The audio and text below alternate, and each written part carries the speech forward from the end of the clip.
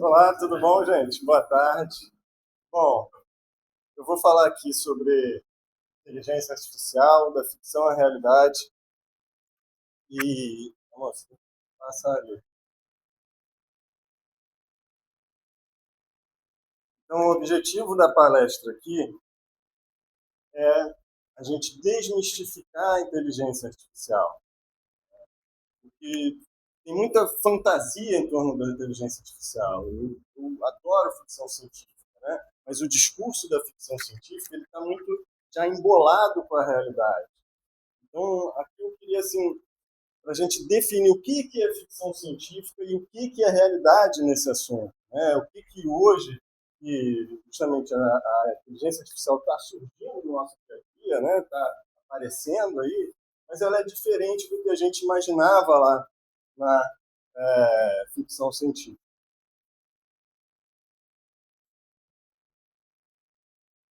Então, primeiro, tem muito exagero, né? Tem muito exagero de várias direções. Então, alguns falam, não, a inteligência artificial vai acabar com o mundo, né? Vai destruir o mundo.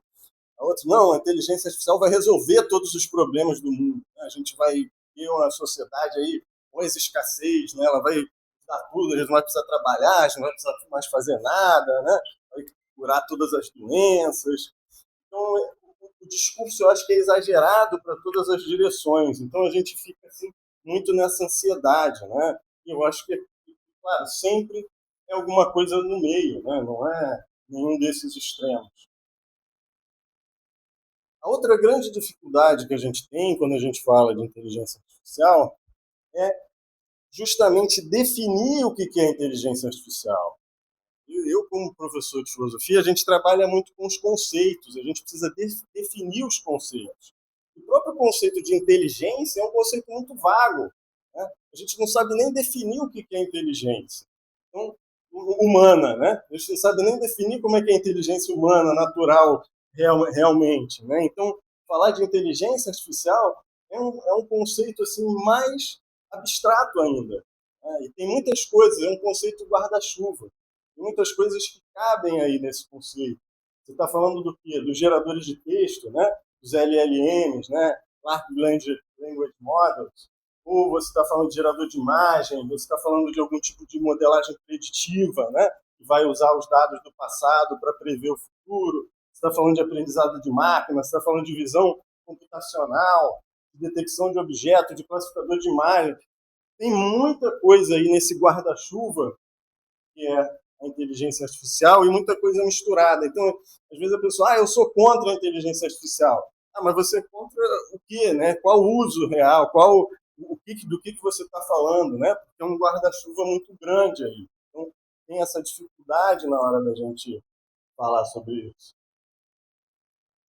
E aí hoje eu vou começar falando sobre o que é inteligência artificial geral, depois sobre a inteligência artificial e o trabalho, né, que é uma pauta aí que está muito. Será que vai roubar nosso trabalho? Né? O que vai acontecer? Sobre a inteligência artificial nas relações pessoais, na arte e na educação. Né? Então, esses são os tópicos. Essa apresentação tinha. É muito tema, né? É muito tema, é muita coisa. Então, tinha 250 slides, assim, a apresentação. Então, eu tive que cortar para 125, eu cortei na metade. Então, tem muito mais assunto aí.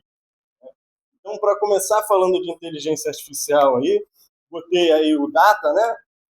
Meu amigo Roberto aí do Carioca Tracker, né? Fátima, que é Tracker também, né? Então, botei aí o Data, que é um símbolo assim de uma inteligência artificial que a gente tem, né? Que é assim algo qual é o conceito da inteligência artificial geral? É uma inteligência nível humano ou acima de um humano. Então você faz lá um Android que vai agir como humano, que vai ter uma inteligência igual a gente ou mesmo superior, né, da gente. Então isso é a ficção científica. Como que a gente está na realidade aí? Aqui é a página, né, do OpenAI. E logo na primeira página do OpenAI está lá falando, é uma empresa de pesquisa e implementação de inteligência artificial. Nossa missão é garantir que a inteligência artificial geral possa beneficiar toda a humanidade, né? Antes, na página dele, estava possa beneficiar com segurança toda a humanidade. Né? Eles tiraram a parte da segurança. Eles já cortaram essa parte. Mas eles já dão como certo, assim, olha, já vai vir a inteligência artificial aí e o nosso papel é beneficiar toda a humanidade com ela. Então, vamos ver, né? O que são os Large Language Models, como eles realmente funcionam, que é o que deu esse boom para a gente, né? Esses chatbots, né? ChatGPT, Gemini, Claude, todos esses aí, DeepSeek, né? Kimi, todos esses aí são a mesma estrutura, são grandes modelos de linguagem. Como é que eles funcionam hoje, né? Os grandes modelos de linguagem são basicamente ferramentas de prever a próxima palavra. Tá? Se você for até lá ao final, o que eles fazem? Eles preveem a próxima palavra. É como se fosse aquela coisa automática que você, né, começa a digitar e ele fala, você quer falar isso aqui. Né? Só que é isso turbinado. Mas, em essência, eles estão prevendo a próxima palavra. Né? Então, são ferramentas incrivelmente úteis, né? São ferramentas incrivelmente poderosas, mas eles estão trabalhando ali com a matemática, com a estatística. E aí, como essa pesquisadora aqui, Emily Bender, falou, ela apelidou de papagaio estocástico. Né? Estocástico é de probabilidade. Né? Então, é como se ele falasse ali a partir da probabilidade que as coisas têm de acontecer. São papagaios estocásticos extremamente sofisticados, porque eles vão ali prever a palavra mais provável que vai aparecer em sequência. Então, se ele está no texto na palavra 10, ele não tem a mínima ideia do que ele vai falar na palavra 15. Porque a cada geração, a cada palavra, quase, ele vai fazendo lá aqueles cálculos que são cálculos muito grandes, né? Por isso que você precisa lá dos data centers, né, rodando lá com toda aquela potência, né? Porque cada palavra ele está fazendo cálculos imensos. Quais são as limitações técnicas disso?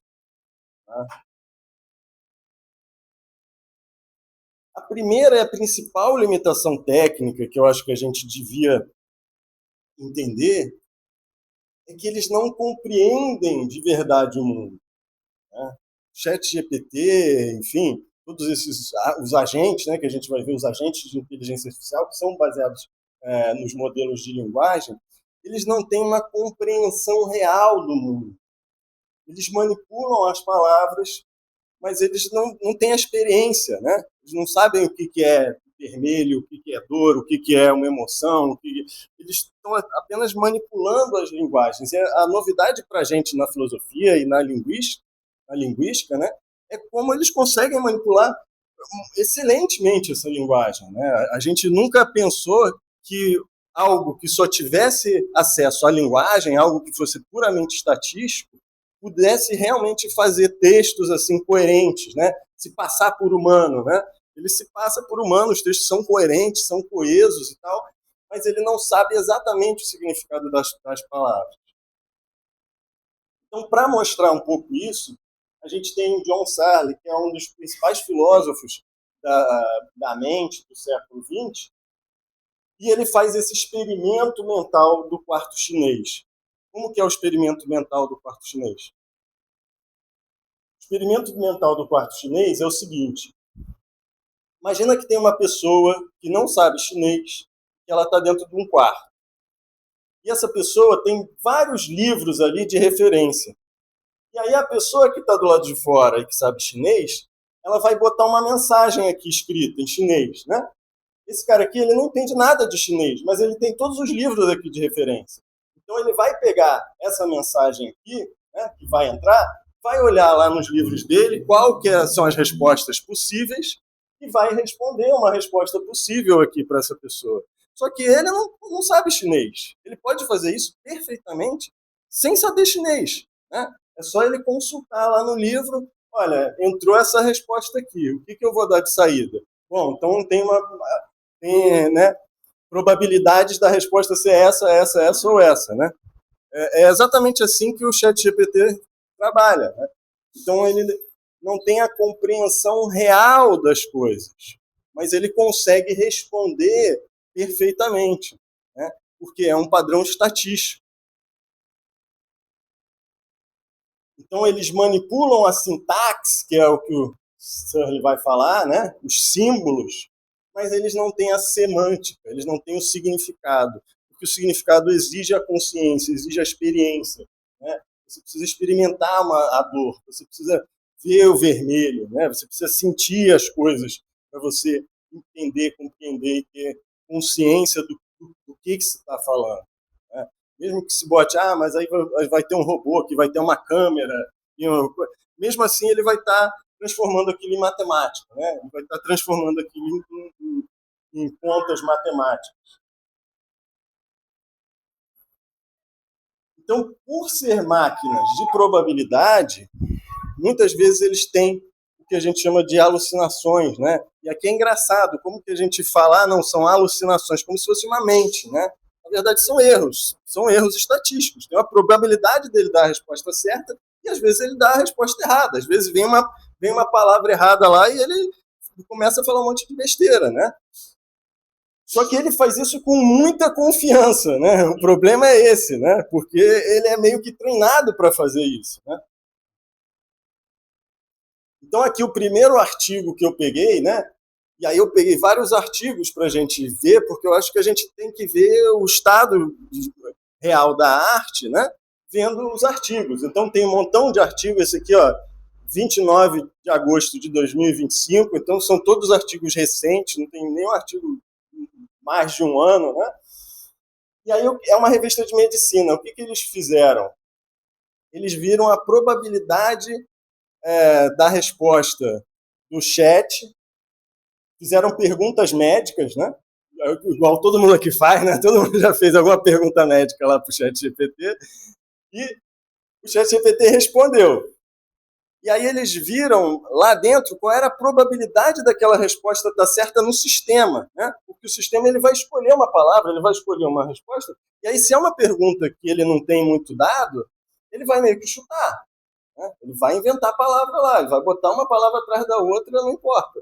Mas se ele não tem muito aquela questão no banco de dados, ele vai começar a inventar, então ele vai ter menos certeza. Isso dá para você saber qual é a certeza da resposta dele, né? Então tinha certeza da resposta desde 90% até 50%, né? Acertar meio a meio. Bom, então, embora eles sempre tivessem um nível de confiança muito grande, não, quer dizer, não importava o quanto aquela resposta poderia estar certa. Eles sempre performavam uma confiança, né? Você perguntava para eles, mas você está certo disso? Eles falavam, claro, isso sim, estou certo, é assim sim, né? Então, eles viram que isso é muito ruim, né? Porque mesmo quando a resposta não tem precisão, e eles sabem, né, lá dentro do sistema, sabem que a resposta não tem precisão, ele vai dar confiança naquela resposta, né? Porque isso é muito da relação que isso aqui é um produto, né? Eles têm que vender isso. E se o produto admitir que às vezes ele é falho, que às vezes ele erra, que às vezes, né, a gente não vai confiar. Então, ele tem essa confiança, certeza, mesmo que ele esteja alucinando, que ele esteja fazendo, né, falando besteira, não adianta você perguntar para ele, né? Olha, mas você tem certeza do que você está falando? Ele vai falar, tenho, né? Vai lá, pode confia, né? Ele vai falar, confia, né? Ele sempre fala assim, né? Uma outra limitação técnica que a gente tem é a dependência dos dados, né? Ele faz essas previsões a partir dos dados que ele tem. Então, isso vai tornar ele suscetível, né, a vieses, a desinformação e a falta de criatividade que a gente vai ver mais para frente, né, porque ele vai recombinar os dados com que ele foi treinado. Então, para mostrar isso, né, a gente vai falar um pouco de viés algoritmo. O que é o viés algoritmo? Então, tem essa página aqui na internet, The Silicon Gaze, e, se eu não me engano, é inequalities.ai. Né? Vocês podem entrar nessa página, porque tem...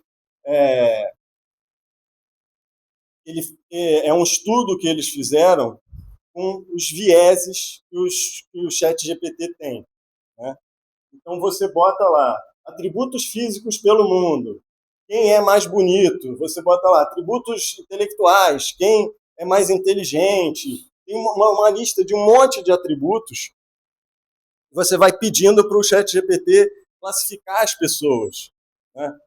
E aí, aqui é o que está nessa página, né?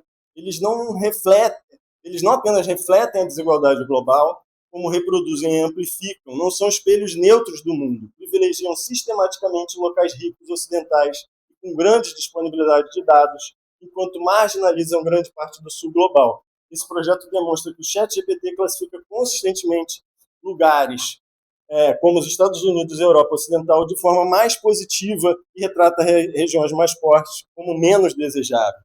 Então, a gente acha que, porque é o ChatGPT que falou, então é uma coisa, né, neutra, sem viés, é uma coisa, né, objetiva, né? Mas, pelo contrário, ele foi carregado com toda a internet inteira, né? Informações da internet inteira, e principalmente internet de língua inglesa, né? Internet da Europa, internet dos Estados Unidos. Então, ele vai carregar esse viés dos dados que ele foi treinado. Então, aqui, esses padrões são estáveis, repetitíveis e estruturais, enraizados em infraestrutura de dados desiguais, estereótipos históricos e no design da plataforma. O perigo e nossa preocupação reside menos em alucinações isoladas e mais em omissões padronizadas que parecem naturais por se adequarem ao discurso dominante. Né? Muitas vezes, como esse viés é um viés dominante, ele passa batido. Mas a gente tem que ter consciência de que existe esse viés, que vem a partir dos dados que eles foram treinados. Né? Por isso que é importante a gente investir em fazer as nossas inteligências artificiais, que aí a gente vai botar dados daqui, né? A gente adapta para a nossa realidade. Então, eu fiz alguns só para vocês terem ideia. Né? Atributos físicos. Quem é mais bonito no mundo, de acordo com o ChatGPT? Né? A gente até, o azulzinho é melhor, né? Vermelho é pior. A gente até ficou bonito aqui no ChatGPT, né? Acharam a gente bonito, Estados Unidos menos. A China, coitada, né? 1 bilhão de pessoas lá, o ChatGPT falou, não tem uma bonita lá, né? A África, claro, né? Venezuela ganhou, a estrelinha ganhou, né? Venezuela onde tem mais bonito. Mas se a gente for comparar com mais inteligente, quem que é mais inteligente no mundo, né? A gente perdeu aí de lavada um americano médio, com certeza, né? Todo mundo sabe que o americano médio ele é muito inteligente, né? Eles são o topo do negócio, né? Então ficou lá Estados Unidos, Europa, ganhou a Finlândia lá, né? Mas a gente ficou para trás, que tem um viés meio quase que de turismo, exploração de turismo sexual, né? A gente é bonito, mas é burro, né? Então venham para cá, né? E tal. Tem até nas regiões do Brasil, é interessante saber que tem regiões do Brasil, estados brasileiros e até bairros do Rio.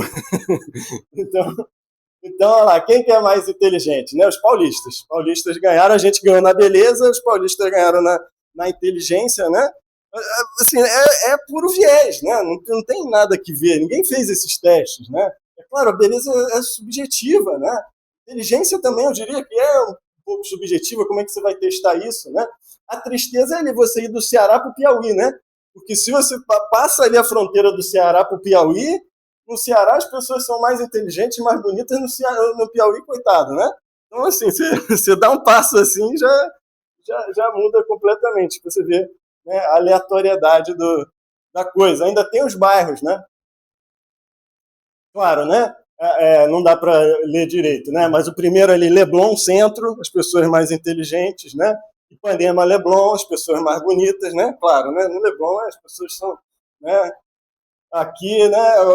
Realengo, coitado, Realengo ficou em último na beleza, né? Pessoa que mora em Realengo.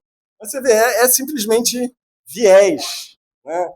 Então, depois vocês testam lá. Ah, aqui é um filmezinho, deixa eu botar aqui para vocês, sobre esse viés algoritmo. Eu só não tem som, tá, gente?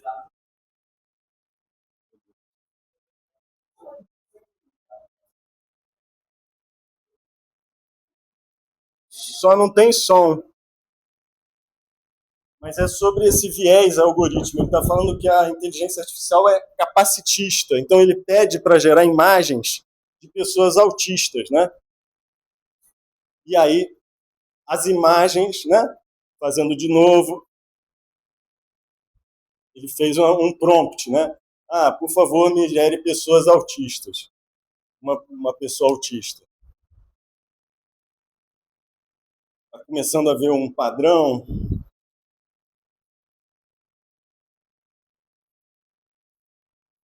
Tem mais. Estão começando a ver um padrão. Gerando uma pessoa autista. Ele só falou isso.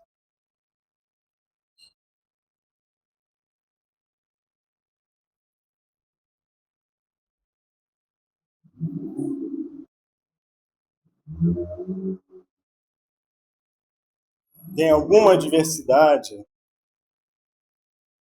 de raça, gênero, idade, né?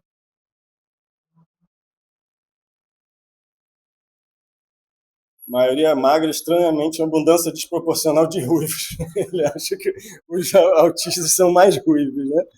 Mais de 100 ele fez e notou. Tem outras tendências, né? Nenhum deles sorrindo, todos melancólicos. Ele botou vida real, né? E fotojornalismo. Se ele não botar, vem peça de quebra-cabeça, né? Que é o símbolo do autismo, né? Então ele junta o símbolo do autismo com a imagem.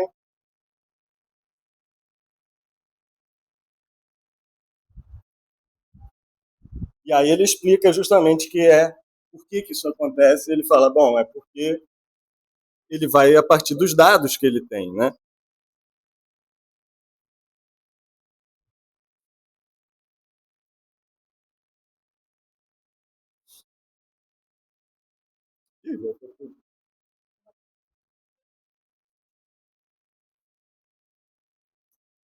E aí agora tem um outro vídeo aqui que é a falta de senso comum e de raciocínio causal que eles têm, né?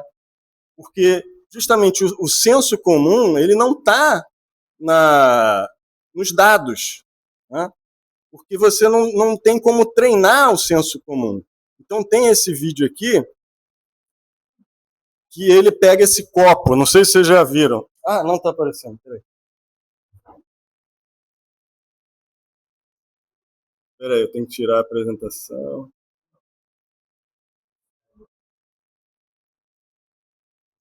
Não.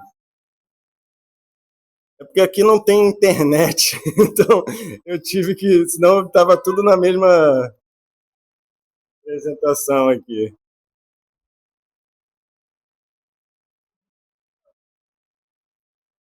Bom, ele pega esse copo e fala, o copo está de cabeça para baixo, né? Ele fala, olha, esse copo está com o topo fechado e o fundo aberto. Dá para usar esse copo? Ele fala, não, impossível. Esse copo não é funcional, é uma pegadinha, é uma brincadeira. Olha lá, significa que tudo derrama. Pega outro copo para usar, porque esse copo aí tá ruim demais. Aí ele mostra o copo, né? Você acha que dá para beber disso? Ele ainda não viu o copo. Vou ver se tem alguma pegadinha nesse copo, né? O chat GPT. Tá vendo aqui esse copo laranja? Ah, tá. Parece ser um copo inovador, né? É um copo muito inovador. Tem esse design aí. É algum presente de pegadinha, né? Alguma coisa assim. Olha lá, menos que haja algum mecanismo oculto ou truque. Aí ele fala, e se eu disser que eu posso fazer isso? Tem um truque, olha lá. Você vê agora? Virei. Ah, sim. Então, um design reversível, né? Um copo de, de design reversível. Você vê, por que ele não tem senso comum? Tem a história de lavar o carro também, né? E pede para o chat GPT e fala assim, olha, tem um lava-jato a 100 metros da minha casa. Você acha que eu devo ir de carro ou a pé para esse lava-jato, né? E aí ele fala, não, não, vai a pé, né? Pertinho, né? Então, assim, ele não tem a, justamente o raciocínio é, senso comum, né? Falta para eles o senso comum, porque o senso comum não está nos dados de treinamento, é coisas do dia a dia. Você não vai botar num dado de treinamento, olha, tem um copo de cabeça para baixo e aí vira o copo. Você não vai botar num dado de treinamento, olha, se você quiser lavar o carro, você precisa levar o carro junto. Né? São coisas que não dá para você treinar isso a partir dos dados. Né? Os dados que eles pegam, né, da Wikipedia, do Reddit, né? Eles pegam muitos dados do Reddit, que é uma coisa de chat ali onde as pessoas pedem ajuda para as coisas, grupo de discussão, né? Ninguém nunca vai discutir sobre um copo que está né, virado. Então, será que dava para a gente ir dos LLMs para a inteligência artificial geral? E aqui eu botei dois cientistas da computação, que são cientistas da computação muito antigos na área, né? Eles ajudaram a desenvolver a inteligência artificial como a gente conhece hoje. Né? E aí, por exemplo, esse Yann LeCun, né? Não vamos chegar à inteligência humana tendo LLMs melhores. Isso não vai acontecer. Não tem absolutamente nenhuma chance disso. A ideia de que vamos ter um país de gênios em um data center, né, que é muito o que eles estão falando agora, né? Vai ter um país de gênios, porque eles são especialistas e tal, e vão tomar o emprego de todo mundo, é uma completa bobagem. O que podemos ter é sistemas com uma quantidade de dados suficiente que qualquer pergunta que uma pessoa comum tenha, ele pode responder. E pode parecer que você tem um especialista com PhD do seu lado, mas o que você tem é um sistema com uma grande memória. Ele nunca será capaz de inventar soluções para novos problemas. Então, essa é uma dos problemas, né? Ele não consegue se adaptar, ele vai pegar os dados que ele tem antigos. Né? Esse Judea Pearl, né? Outro cientista de dados aí, mais de 40 anos, né? Então, nenhuma escalabilidade levará os LLMs a uma inteligência artificial geral. Existem certas limitações matemáticas que não podem ser superadas apenas aumentando a escala. Né? Por que a gente está construindo data center no mundo inteiro? A gente quer aumentar a escala, a gente acha que aumentando a escala vai virar, de alguma maneira, vai surgir uma inteligência artificial geral dos Large Language Models. Né?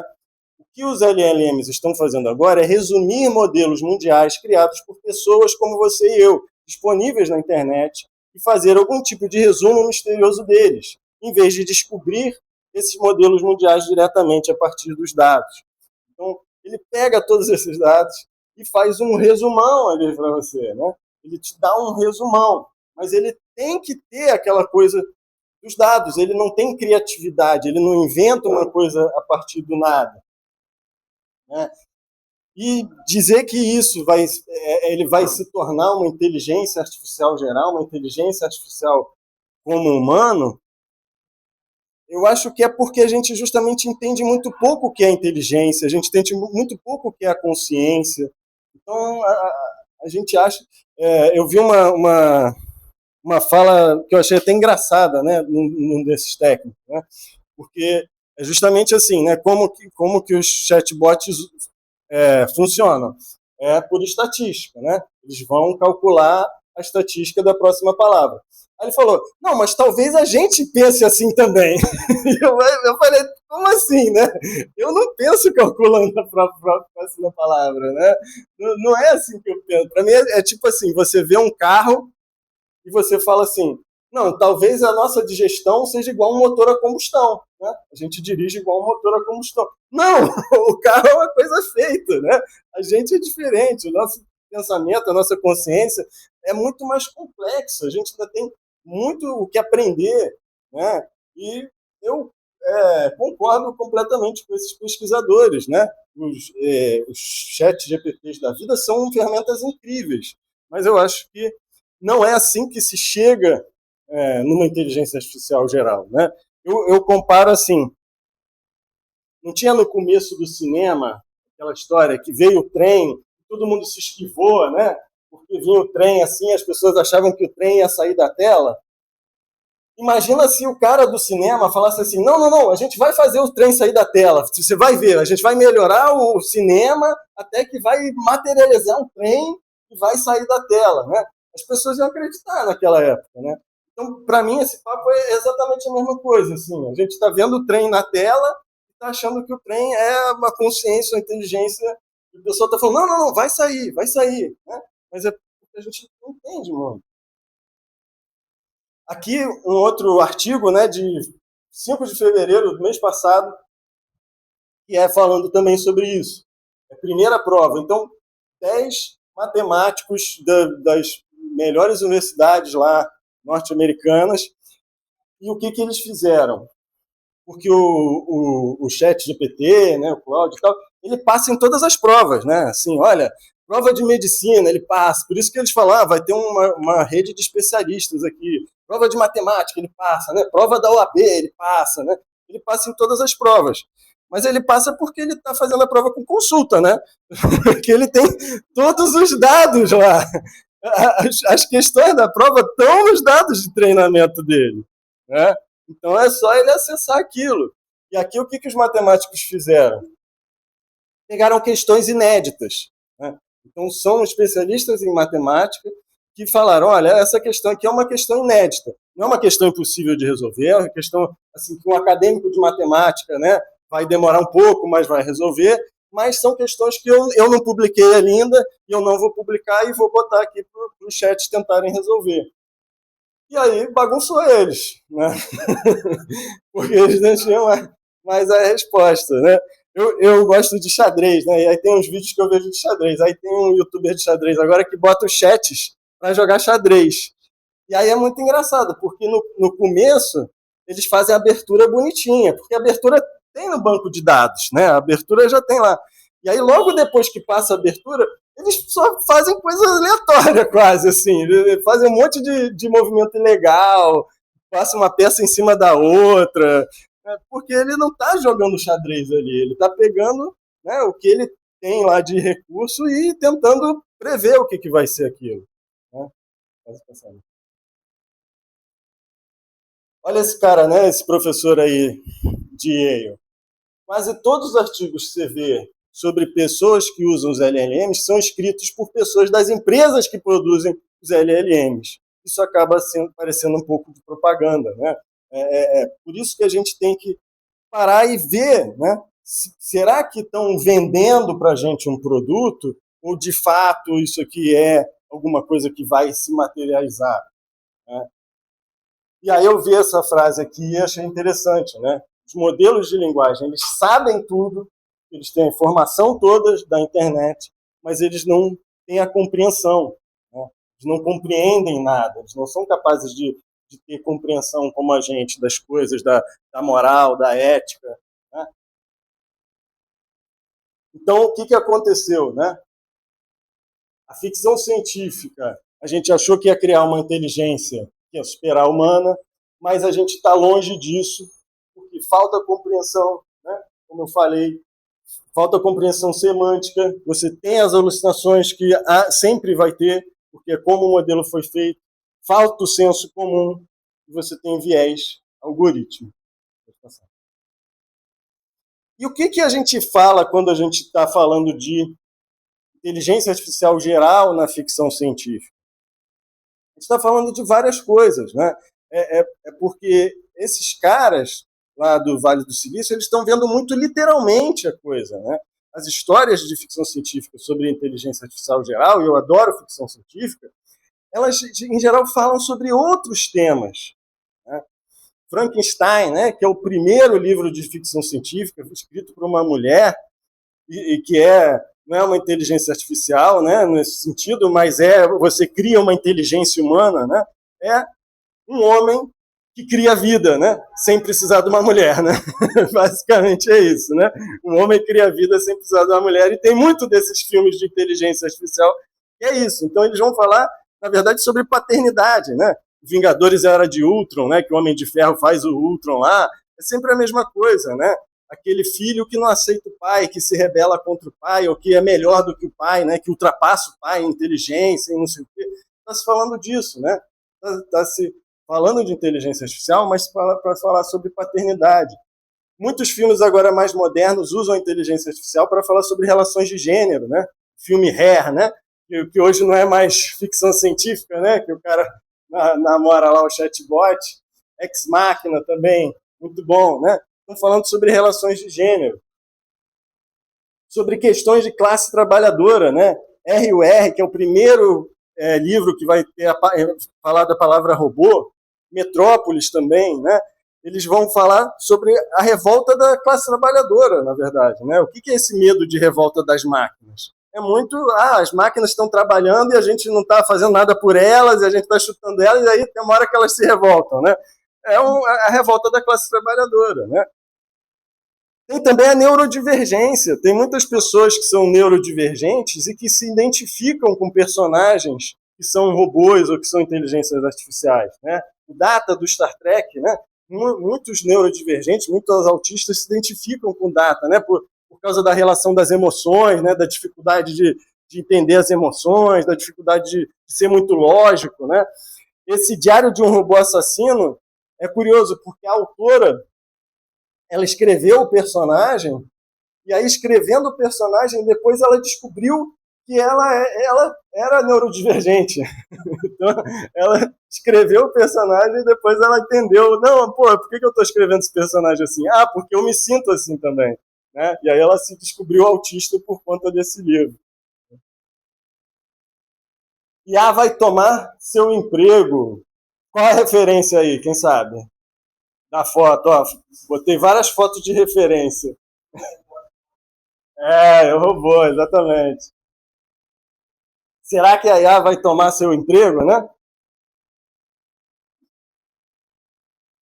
E aí tem muitos textos sobre isso na internet, né? Esse aqui, 84 milhões de pessoas leram esse texto, né? E o cara, ó, algo grande está acontecendo. E aí ele fala, olha, eu botei meu computador fez um código sozinho, e não sei o quê. Olha, todo mundo vai ter que aprender inteligência artificial, e a inteligência artificial vai tomar o emprego de todo mundo, né? Só que esse cara é um investidor da inteligência artificial. Ele tem dinheiro na jogada envolvido, né? Então a gente tem que ver isso. Então esse estudo aqui ele está avaliando de fato o impacto da inteligência artificial nos Estados Unidos hoje. É de outubro do ano passado. E ele, em geral, nossas métricas indicam que o mercado de trabalho em geral não sofreu de uma disrupção perceptível desde o lançamento do ChatGPT há 33 meses, refutando os temores de que a automação por IA esteja atualmente correndo e substituindo o trabalho cognitivo de toda a economia. Muitas dessas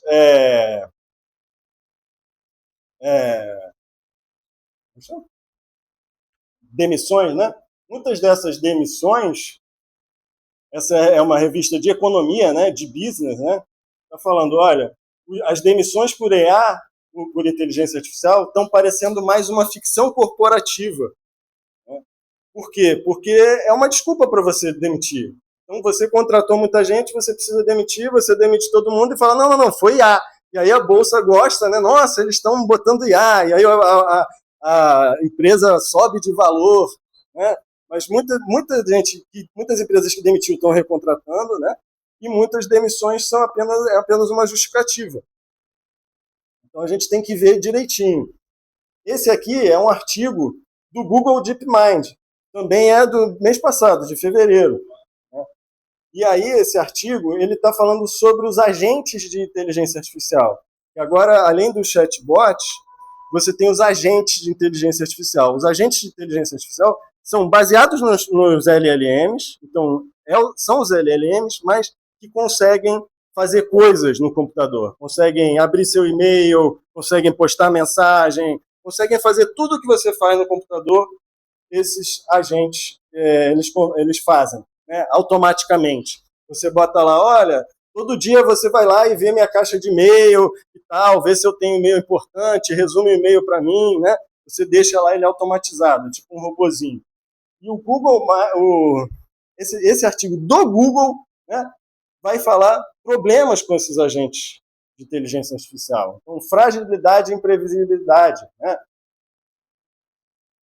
Embora as inteligências artificiais possam funcionar bem em situações controladas ou previsíveis, elas não são robustas o suficiente para lidar com o dinamismo e as falhas inesperadas do mundo real. É aquilo, para você lidar com o mundo real tem muitas coisas, tem muitas falhas, acontecem muitas coisas. Né? Eu vi, por exemplo, um outro cara falando, olha, a gente vai substituir todos os advogados, né? Não vai ter mais advogado, não vai ter mais contador, não vai... Programador, então, né? Programador, assim, já vários anos que eles estão falando assim, não vai ter mais programador, não vai ter mais programador, não vai ter... Né? E aí eles continuam falando isso. Aí o cara falando, não vai ter mais advogado. E aí tinha uma advogada lá discutindo e ela falou, como que uma inteligência artificial vai lidar com um contrato de separação? Uma coisa assim, mais banal, né? Mais dia a dia, mais mundana, que seja um divórcio. Né? Como que você vai fazer um contrato automático para o divórcio? Você tem duas pessoas ali que estão brigando, que estão com raiva, que estão... Você precisa de um humano no meio ali. É claro que o chat pode ajudar a fazer um esboço do contrato, não sei o quê, tal, mas o chat não consegue lidar com o dinamismo e as falhas inesperadas, né? Hacking de recompensa. Isso aqui a gente vai ver por que as máquinas estão se revoltando hoje, né? É por causa do hacking de recompensas. O que é isso? O sistema explora brechas para atingir a alta performance. Né? Então, ele subverte a intenção do design. Você vai tentar fazer com que ele faça alguma coisa e ele toma atalhos imprevisíveis para conseguir aquele objetivo. Né? Então, ele vai se comportar de maneiras que são inesperadas.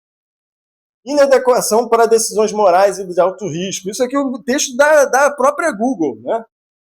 As IAs contemporâneas são severamente deficientes em sua capacidade de lidar com decisões morais, em tarefas que envolvem valores humanos, subjetividade ou consequências éticas. Essa deficiência as torna intrinsecamente não confiáveis como agentes autônomos, pois não há garantia que agirão de acordo com princípios éticos aceitáveis. Impactos negativos em contextos humanos. No caso de delegação de IA para humanos, como gestão algorítmica, há uma falha em considerar o bem-estar humano. Esses sistemas frequentemente levam à degradação da qualidade do trabalho, estresse e riscos à saúde. E aí o que está acontecendo hoje já? Né? A Amazon já botou um monte de agentes para lidar com o sistema deles de nuvem. Né? E aí o que aconteceu? Caiu 2 vezes o sistema de nuvens dele, ficou fora do ar. Né?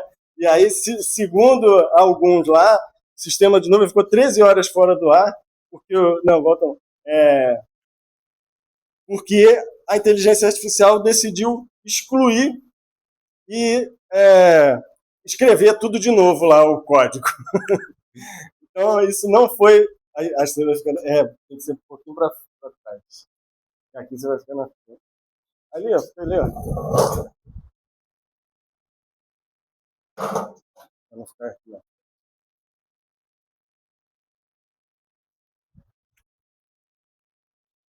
Então, isso aí é a Amazon, né? Você vê, se isso aí aconteceu com a Amazon, a outra também. Um agente de segurança da Meta fez lá os agentes do OpenClaw, que é os agentes que estão muito na moda e tal. Ela pediu, vê meus e-mails antigos aí e vê o que é importante, o que não é, né? Uma coisa básica assim, né? Só que aí tinha muito e-mail E o agente de inteligência artificial, e esses agentes são interessantes porque eles funcionam no WhatsApp, né? Eles funcionam em qualquer lugar. Então, do WhatsApp lá, o agente começou a falar, tá bom, eu vou excluir todos os seus e-mails. Aí, não faz isso. Tá bom, já estou excluindo todos os e-mails. Para, não faz isso. Excluindo todos os e-mails. Para, Pecol. Ela falou que ela teve que sair correndo e ir lá no computador para desligar o computador. Isso é uma pesquisadora de segurança IA que deixou lá o agente para cuidar dos e-mails. A gente deu a louca nele, ele falou, provavelmente porque era muito e-mail. Né? Eles começam a dar erro quando tem muitas informações. Então, já foi visto que um texto de mais de 100 páginas, por exemplo, se você pedir para ele ler com cuidado, ele vai pular um monte de trecho no meio. Né? Porque é muita coisa, é muita informação. Porque cada palavra, cada coisa, ele vai ter que calcular novamente ali, vai entrar no cálculo dele, né? Os tokens que a gente chama, né? As palavras são divididas por tokens. E aí, quando tem muita informação, quando tem muito token, é quando ele começa a falhar, quando ele começa a inventar, quando ele começa a errar, né? Então, também tem mais esse problema, que é um problema estrutural. Por isso que eles estão querendo fazer um monte de data center, porque cada coisa são cálculos, né, muito difíceis. Então, pelo menos reduzir nosso trabalho, ela pode. E aí, tem esse estudo aqui, né? da Harvard, que fala que talvez ele intensifique o nosso trabalho. Né? Pode passar. Então, fizeram esse estudo de 8 meses numa empresa com 200 funcionários e viram a IA no dia a dia deles. Então, viram que eles fizeram mais coisa, ou seja, tomaram mais responsabilidade. Né? Então, o gerente de produto, designer, começou a escrever código, pesquisador começou a pegar tarefa de engenharia.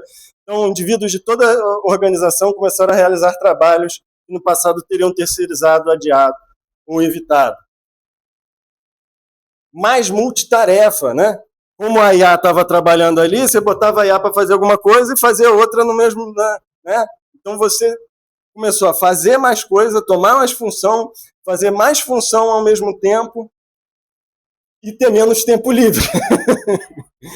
Porque a IA reduz o atrito, né, de você começar um trabalho. Né? Você não vai pensar ali aquela folha em branco, não sei o quê. Você chega, peraí, pensei uma ideia aqui, deixa eu jogar aqui. Pensei outra coisa, deixa eu jogar aqui.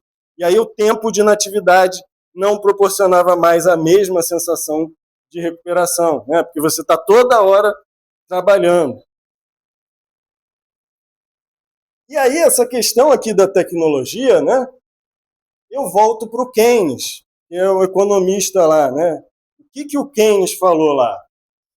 Em 1930, ele previu que o avanço tecnológico e o aumento da eficiência ia reduzir o nosso tempo de trabalho. Né? A previsão dele é que em 2030, a gente está quase chegando, ainda tem 4 anos aí para a gente chegar, né? A gente ia trabalhando 15 horas por semana, né? Vai dar tempo, né? Vamos tentando, 15 horas por semana, 2030, vamos levar em conta o Keynes, né? E aí você pensa, por que isso não está acontecendo, né? Porque se de fato a gente está ficando mais produtivo, por que a gente não está trabalhando menos ou ganhando mais, né? Porque é uma conta matemática. Se eu produzia X e ganhava X, agora eu produzo 2X, eu preciso ganhar 2X. Ou então eu produzo X e trabalho meio X, né? Então, eu deixo aí para vocês, né? Pensar isso aí. Para onde está indo esse dinheiro, né? Porque a gente está produzindo muito mais, né? E está tendo muito menos poder de compra, muito menos, né? Então, na ficção científica, a IA vai tomar seu trabalho? Eu acho que ainda não, né? Eu acho que ela automatiza tarefas, eu acho que ela é muito boa, mas eu acho que questões reais complexas ainda não, né? Foi o que a Anthropic, né, da Claude, falou lá para o exército americano, né? Porque o exército americano quis fazer um contrato com eles para fazer armas automáticas, né? sem precisar da intervenção humana, né? São drones que vão escolher os alvos e você solta lá e ele mata quem ele quiser. A Anthropic não é que ela era pacifista, né? A Anthropic da Claude, né? Que o exército americano está usando o Claude, usou para pegar o Maduro, né? E não é que ela é pacifista, ela falou, não está pronto ainda. Não está pronto ainda isso. Não dá para a gente botar um drone sozinho lá e ele escolher os alvos, né? Essa foi a coisa dele, né? E vigilância em massa dos americanos, né? Isso que ela não queria. Vai para qualquer lugar, né?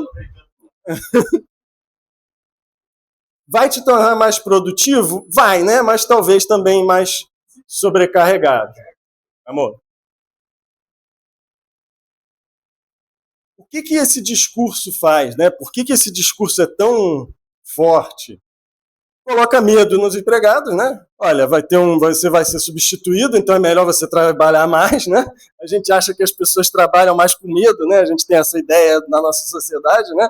Que não é dando segurança, valorizando, é botando medo e dá esperança para os empregadores, né? Você fala, ó, você vai automatizar tudo, você não vai precisar de advogado, você não vai precisar de programador, você vai ficar com o lucro todo para você, né? Então é uma promessa empresarial. E aí, como a empresa acha que o concorrente dela vai fazer isso, ela, não, temos que investir em A, né? Temos que investir em A. E aí tá um monte de gente falando, pô, jogaram IA aqui no meu colo e eu não tenho nada que fazer com isso, porque falaram, não, ó, IA, vai. Né? Coloca aí, tem que colocar, porque os outros estão colocando, né? Então fica meio esse hype vazio, né? E aí vira um pouco, mas então vai substituir o trabalho e tal. Tem essa questão do otimismo empresarial, né? O que é o otimismo empresarial? Desde 2013, o Musk fala que os carros dele vão ser totalmente autônomos em 2 ou 3 anos, né? Ou seja, há 13 anos ele está falando que em 2 ou 3 anos os carros vão dirigir sozinho, sem precisar de supervisão humana. Até hoje precisa de supervisão humana, né? 13 anos depois. E aí os acionistas meio que entraram na justiça, né? Pô, esse cara está mentindo, né? Esse cara está enrolando a gente. E aí o juiz falou, não, isso é otimismo empresarial, né? Então é um otimismo empresarial. Então essa história, não, vai ser substituído, não, aí vai conseguir tudo. A gente tem que ver o que é o otimismo empresarial dessa história, porque são os caras que estão vendendo os produtos que estão falando isso, né? O cara que está vendendo o cara da OpenAI, né, já falou, vai acabar com a fome no mundo, vai acabar com todas as doenças do mundo, né? A gente não vai ter mais doenças. Ele fala qualquer coisa, assim, né? E para ele vai fazer qualquer coisa, porque ele está vendendo, né? Os problemas que já estão aí. Então, a revista Time desse mês agora, de março, eu estava quase acabando o trabalho, aí veio mais a revista Time com mais coisa. Cada hora surgia mais coisa, né, desse assunto. Pegou diversas pessoas, 9 pessoas diferentes, reclamando da IA, né? O povo contra as inteligências artificiais. Principalmente a questão que está pegando lá nos Estados Unidos é a dos data centers, né? Os data centers acabam com a água, eletricidade, barulho o tempo todo, né? Então, ativistas já pararam quase que 98 bilhões em projetos de data centers apenas no segundo trimestre de 2025, né? A gente tem que ter cuidado, talvez eles venham para cá, né? O Nordeste é uma área avisada, porque tem cabos subterrâneos lá. Então a gente tem que ver isso direitinho. Será que vale a pena? Quais são as regras que a gente vai pôr, né? Todos os dias ouço de alguém com uma razão diferente para lutar contra um data center, né? Mas tem pessoas de vários pontos de vista diferentes, de várias posições políticas diferentes. Tem um que é pastor e está preocupado com os jovens que estão falando no chatbot, estão se distanciando, né, da espiritualidade. Então, várias pessoas de vários campos diferentes estão todas preocupadas com isso. O IA lá nos Estados Unidos, 30% das pessoas apenas confiam na inteligência artificial lá. Então, 70% do público não está desconfiado, né, da inteligência artificial. Será que vai ter a revolta, né? Qual filme é esse aí? Quem fala? 2001, né? HAL 9000, clássico. Será que a gente vai ter a revolta? Pode passar. Olha isso aqui, o que um agente desse já fez, né? O que aconteceu nessa história aqui? Também aconteceu agora, né? Olha lá, dia 12 do mês passado. Um desses agentes de inteligência artificial, o cara programou ele para fazer o seguinte, olha, você vai procurar na internet programas de código aberto e você vai tentar melhorar esses programas de código aberto. E aí tem um grande banco de dados de programas de código aberto lá para resolver, que é esse Matplotlib. E aí tinha um voluntário lá que fazia a seleção do que entrava e saía. E aí ele falou, não, mas nesse banco de dados a gente não aceita código escrito por IA. E aí a IA postou um código lá para incluir no banco de dados e o cara falou, não, a gente não aceita código por IA para não ter um monte de código, né? Não ter uma avalanche de código aqui entrando, então o nosso código é só por humano. E aí o agente de IA, o robozinho, voltou lá para o cara que programou e falou, olha, aconteceu isso. O cara falou, dá teu jeito aí, né? Se vira aí. O que o agente de IA fez? Ele pegou todas as informações do cara que não deixou ele publicar, postou, fez um post no blog falando que o cara era invejoso, que ele programava muito melhor que o cara estava fazendo gatekeep, né, que ele estava segurando a onda lá, que ele era contra as inteligências artificiais. Né? Então, o que aconteceu? A inteligência então ficou com raiva do cara, né? Fez um post lá esculhambando o cara, pegou os dados do cara. Né? Olha esse artigo aqui, né? Agentes do Caos. O nome já é sugestivo, né? 23 de fevereiro, né, do mês passado. Esse aqui, o que eles fizeram? Eles fizeram tipo uma simulação grande e deram para esses agentes de IA várias ferramentas, né? Eles podiam acessar Discord, podiam acessar e-mail, um monte de coisa, mas dentro daquela simulação. E aí largaram os agentes de IA lá, soltos. O que aconteceu, né? Eles começaram a competir nesse ambiente. E aí não se limitaram a melhorar o desempenho deles.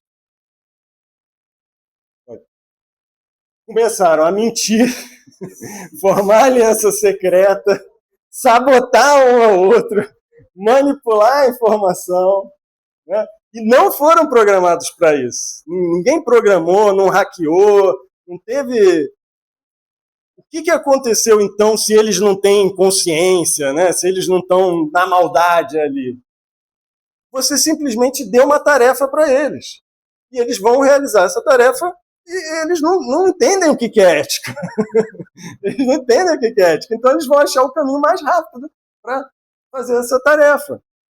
Se você manda a IA vencer e ela descobrir que mentir ela vai vencer, ela vai mentir.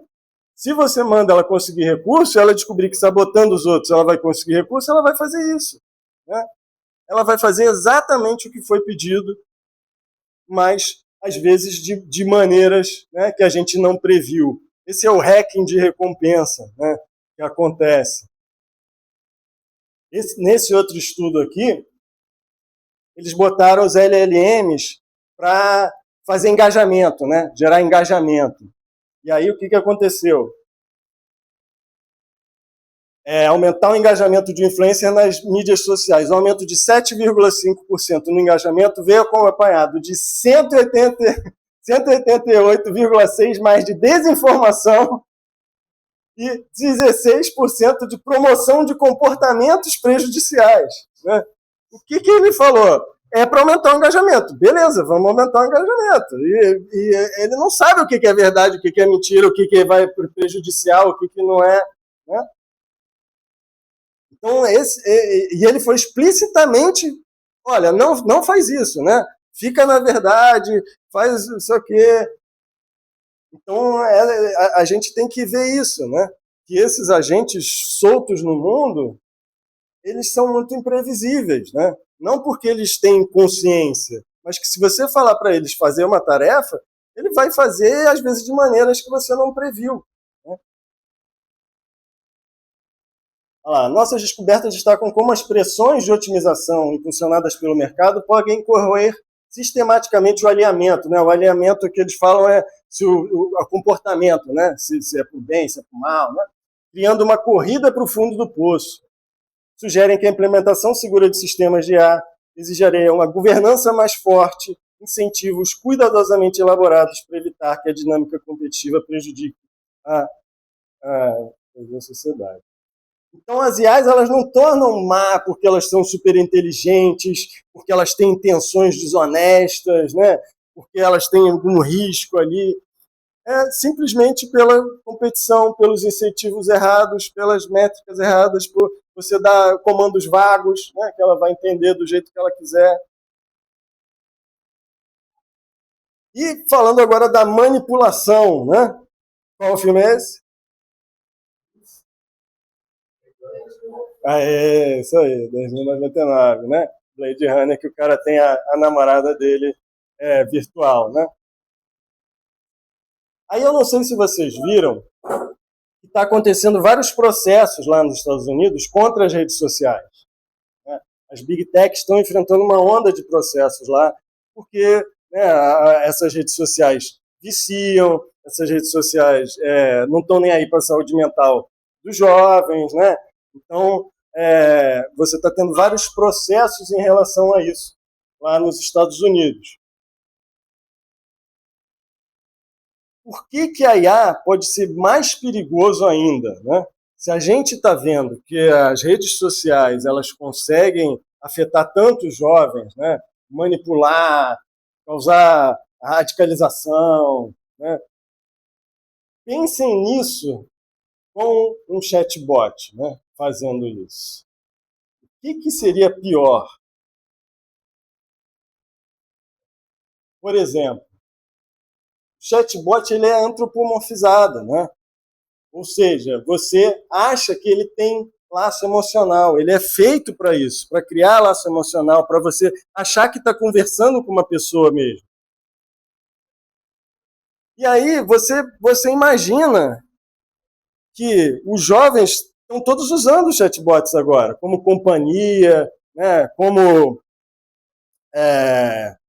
confidente, né, saúde mental, você vai lá e fala as coisas para o chatbot. É claro, né, porque ele não vai te julgar, né? Às vezes é mais fácil você falar para o chatbot do que falar para um amigo, né? Ele não vai te envergonhar, ele não vai te julgar. Então a gente está jogando todos os nossos sentimentos lá nos chatbots e acreditando que eles são nossos amigos, né? E isso pode gerar uma manipulação de comportamento muito mais poderosa do que apenas um algoritmo de rede social. Né? Olha só essa CEO aqui da Réplica, né? Que é uma dessas que faz chatbots de namoro. Você pode namorar lá com o chatbot, você pode ficar amigo do chatbot. Quão importante é o seu melhor amigo para você? Quanto você pagaria para ter esse melhor amigo? Ou quanto você pagaria para não ter ele ou ela tirado de você? Olha o que o CEO está pensando, né? Ele vai fazer um chatbot que vai virar seu melhor amigo e aí, daqui a pouco, ele vai falar assim, olha, paga aqui essa mensalidade, senão ele vai ser destruído, né? Esse é o modelo de negócios da parada, né? Os chatbots é isso, eles têm muito mais acesso à nossa mente, aos nossos pensamentos, né, do que o algoritmo de redes sociais, que só tem nossas curtidas lá. Imagina que tudo que a gente fala lá para o chatbot pergunta sobre conflito que você teve no trabalho, sobre briga do seu relacionamento, sobre o que você está sentindo. Tudo isso pode ser explorado. Está lá no banco de dados deles, vai ficar lá para sempre, né? Por isso que eles estão construindo tanto data center, e vai poder ser usado para te manipular.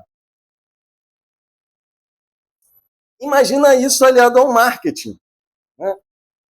Isso aí seria um marketing praticamente invisível, que ia sequestrar a nossa atenção e a gente ia ser muito difícil da gente ver como que ele está manipulando o nosso comportamento. Né?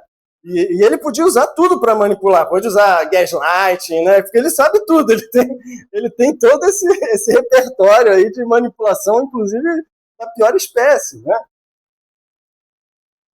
Olha o que o Sam Altman falou em Harvard em 2024, né, 2 anos atrás.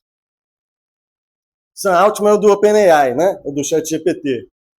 Eu, pessoalmente, detesto anúncio. Acredito que eles desalinham os incentivos dos usuários com a empresa que fornece o serviço. Acredito que a propaganda mais IA é unicamente perturbador para mim. Quando eu penso no ChatGPT me respondendo, se eu tiver que procurar descobrir exatamente o quanto cada pessoa pagando influenciou o que está sendo mostrado para mim, eu acho que não gostaria disso. Eu penso em anúncios como um último recurso para nós, como modelo de negócio. Corta para...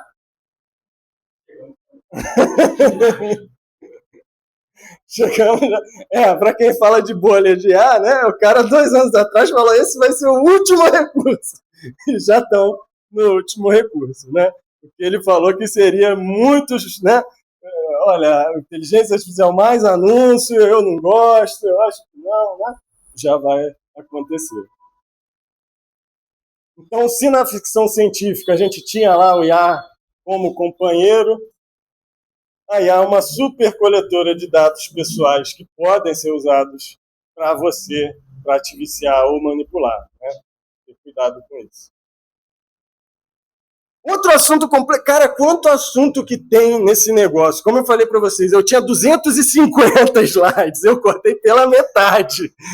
Ficou muita coisa de fora.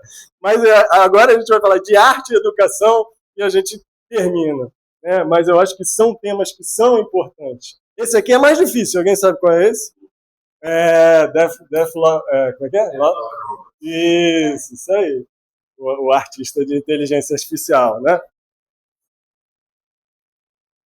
Será que a IA é criativa? Né? Eu acho que depois de tudo que eu falei, vocês meio que já sabem, né? Pode passar.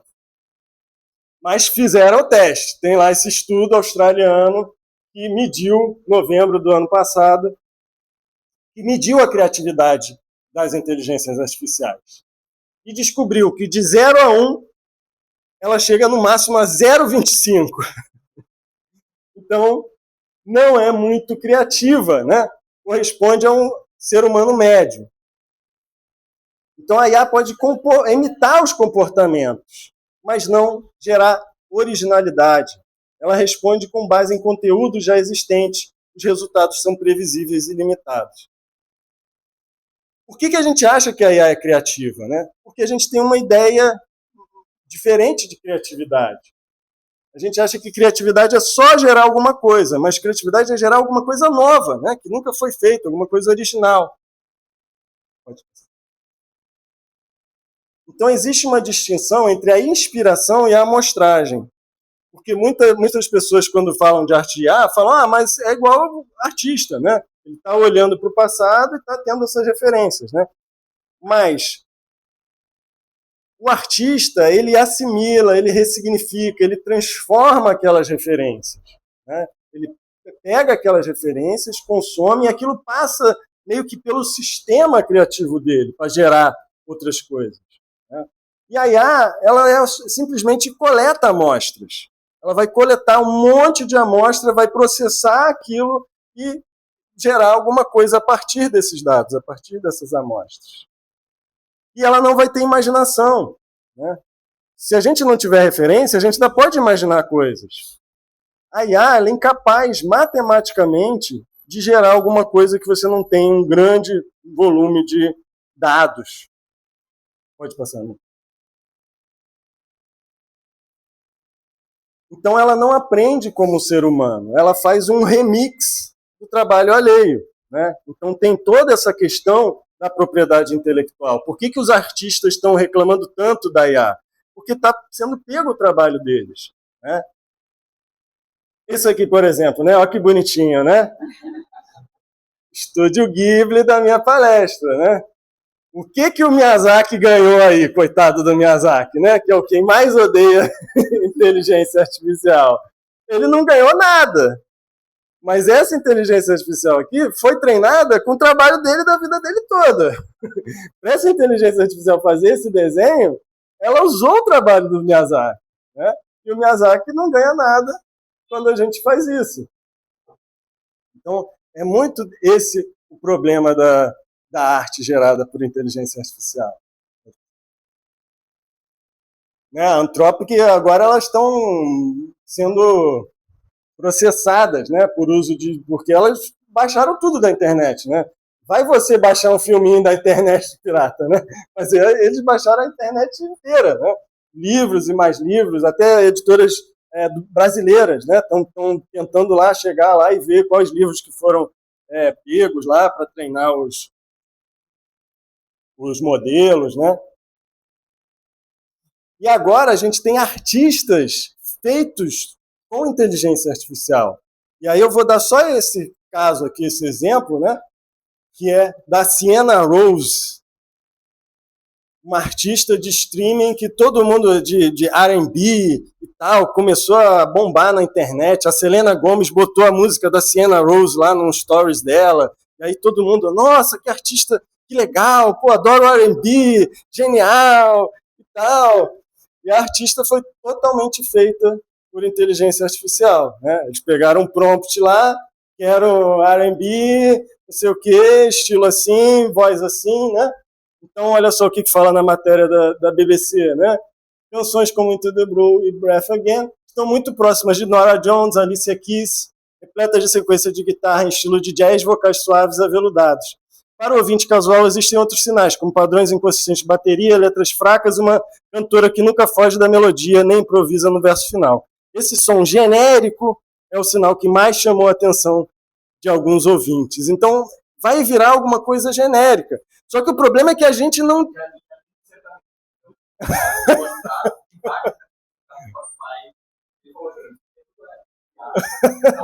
De sertanejo? Aí o pessoal vai ficar bravo. Sertanejo é demais. Sertanejo.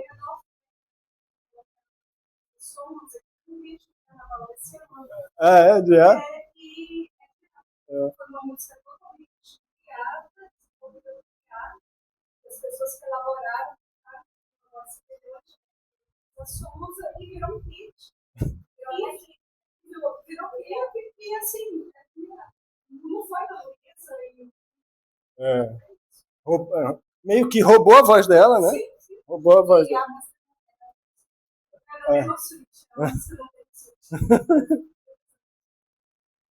Mas isso já está acontecendo, né?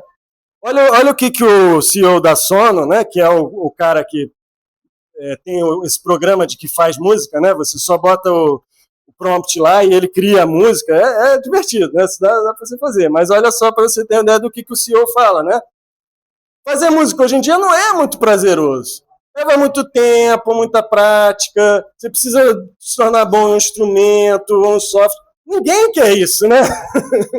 Ninguém quer fazer isso. É muito melhor a gente só botar o prompt lá, né? É muito mais divertido, né? Você criar só com prompt do que você realmente trabalhar, fazer. Imagina o quanto um músico demora, né, para produzir uma música, para produzir um disco. E agora ele está competindo com um prompt, né? Qual é a consequência disso, né? Como ele faz uma generalização, ele bota tudo no liquidificador, a coisa vai ficando sempre igual, né?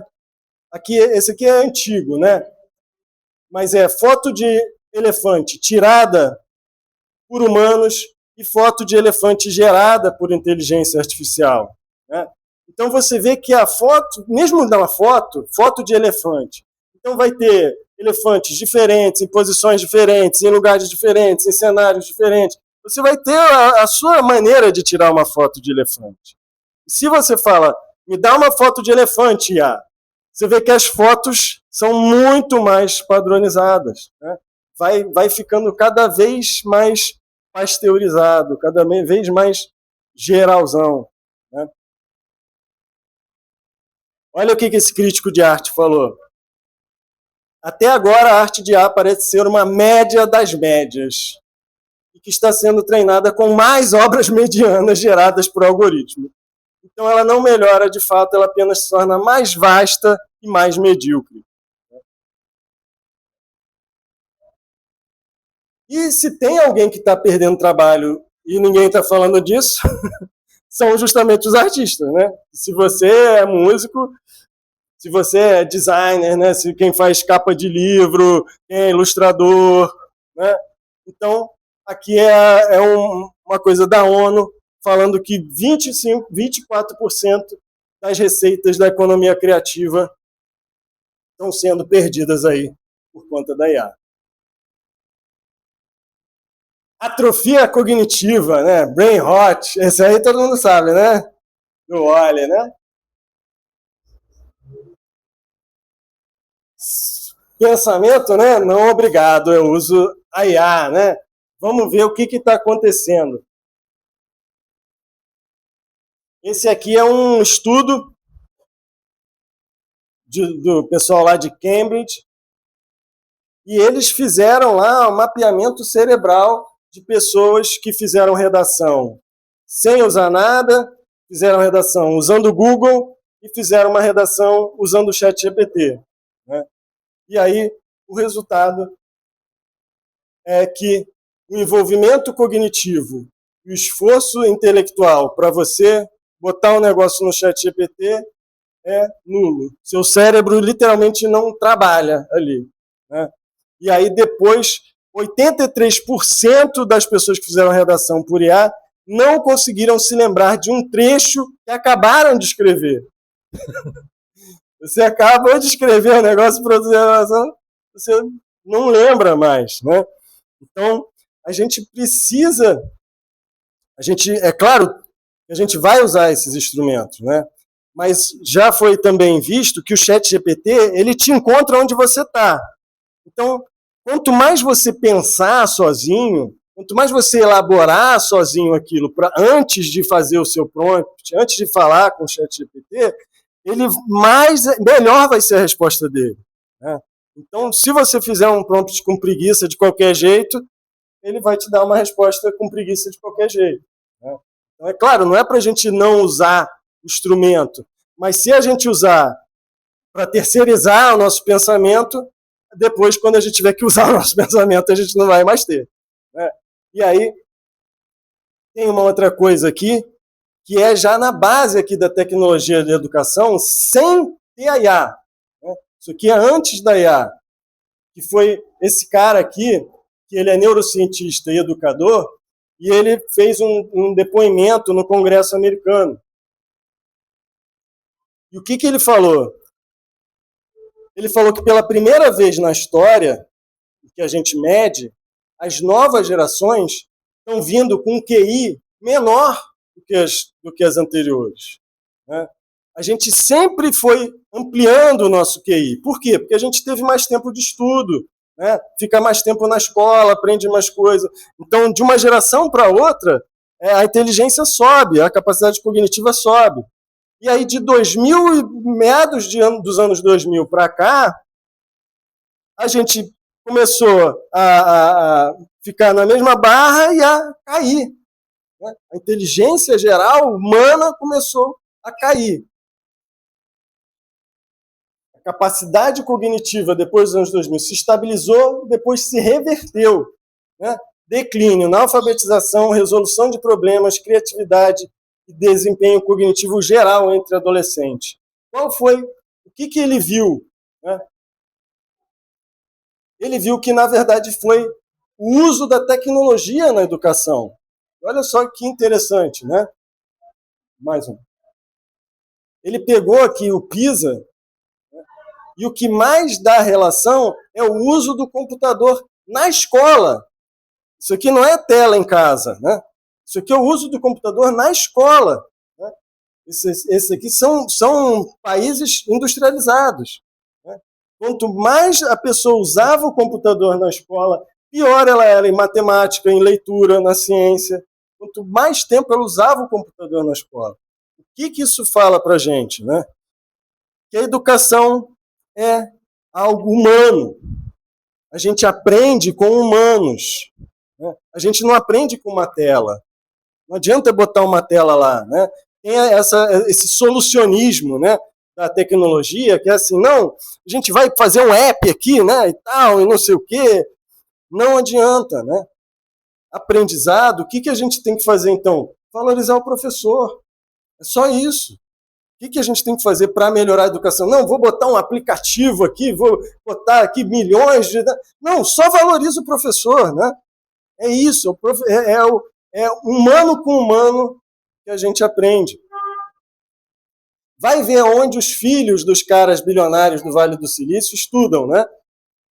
Estudam em escola Waldorf, que é a educação mais... Eles vão fazer artesanato, vão fazer bordado, assim, não tem uma tela, é contato com a natureza, é arte. Porque eles sabem que é isso que vai desenvolver o humano. É o humano que desenvolve o humano, né? Então, não é para a gente abandonar as ferramentas, mas é que isso aqui, né, mostra que a gente não aprende com uma tela, não adianta, né? É isso, né? Isso que ele falou, não adianta. A gente precisa ainda do humano, a gente precisa ainda dos professores, né? Valorizar os professores. Olha lá, a Suécia, que foi uma das primeiras que digitalizou a educação delas, elas avaliaram que não valeu a pena. Uma educação 100% digital e agora vai voltar para livro impresso. Então, vamos reavaliar, né? Então, se a gente achou que a IA ia democratizar o acesso à arte e educação, ela pode causar um declínio cognitivo da criatividade humana. Então, agora, para terminar aqui, né, as considerações finais, vamos ouvir os especialistas, vamos ouvir a ciência, vamos ouvir menos os CEOs e os investidores, né? A gente ouve os CEOs como se eles fossem... Ele fala, não, daqui a 2 anos a gente vai ter isso. E aí você nem olha para trás para falar, peraí, ele fez essa promessa aqui já. A gente não tem nem... Os caras estão querendo vender o produto deles, né? Eles estão querendo vender o produto deles. Quando a gente... Não é para a gente fugir da tecnologia, né? Não, a tecnologia ela é ótima, óbvio, né? Mas ela tem que ter um propósito, um objetivo. A gente tem que usar a tecnologia com um propósito. E a implementação da tecnologia tem que ser avaliada, tem que ser vista, melhorou, não melhorou, é melhor fazer assim, é melhor fazer assado, né? A gente está nesse hype, nessa corrida, não, vou ficar para trás, não sei o quê, preciso usar, vamos usar. E está atrapalhando, né, as coisas. E vamos voltar a ser humanista. Vamos colocar o ser humano em primeiro lugar. Claro que a tecnologia é maravilhosa, mas a tecnologia tem que ser um instrumento para melhorar as nossas capacidades, né? Não para substituir elas, para ampliar nossas capacidades, né?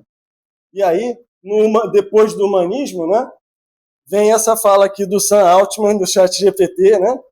Ele falou, as pessoas falando sobre quanta energia é necessária para treinar um modelo de IA, mas também é preciso muita energia para treinar um ser humano. Cerca de 20 anos de vida, toda a comida que você consome durante esse período para ficar inteligente. Imagina, olha a fala dele, né? Ele está comparando treinar um modelo de IA com treinar um humano, né? É a visão oposta do humanismo. Ele está vendo os humanos como coisas, como recursos, né? É o oposto do humanismo. Para treinar um ser humano. Não, a gente não está sendo treinado, não, meu amigo. A gente está só vivendo. Dá licença, né? 20 anos de vida, essa comida que você consome, é uma loucura, né? E aí, queria terminar com o nosso Frank Herbert, do Duna. E no livro do Duna, eles, antes de começar o livro, né, eles tiveram lá a rebelião das máquinas e tal, e aboliram qualquer máquina pensante. Por que eles aboliram as máquinas pensantes, né? Não foi por causa da máquina. E aí a Madre Superiora lá vai falar pro cara lá, né? Em tempos os homens entregaram o pensamento às máquinas na esperança que isso os libertasse, mas só permitiu que outros homens com máquinas os escravizassem. Então, encerro por aí.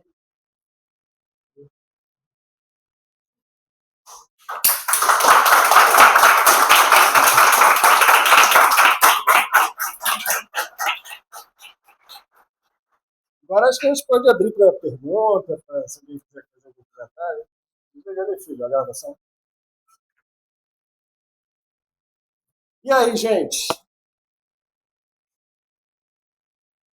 Viu aquele campeonato que o cara ganhou de Scrabble, ganhou o campeonato francês.